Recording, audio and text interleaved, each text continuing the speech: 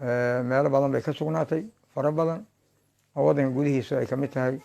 dad culimo lagu kalsoon yahay baa maaragtay yaa sugeen. marka innagana roobow iyo roob baan ku jirnay, in badanna bilaha uma dadaalo. marka bishii saasay ku sugnaatay. iclaankaas iyo ogeysiiskaasaan maaragtay muslimiinta gaadhsiinaynaa. ciddii arkaysa oo maqlaysa ramadaan caawa waa kow. caalam islaamina dabcan ninkii dhegeysanhaya ama dhowrahaya mamlaka carabi sacuudiya u horeysa oo xarameynka degan, ayagana way sooman yihiin oo way iclaamiyeen.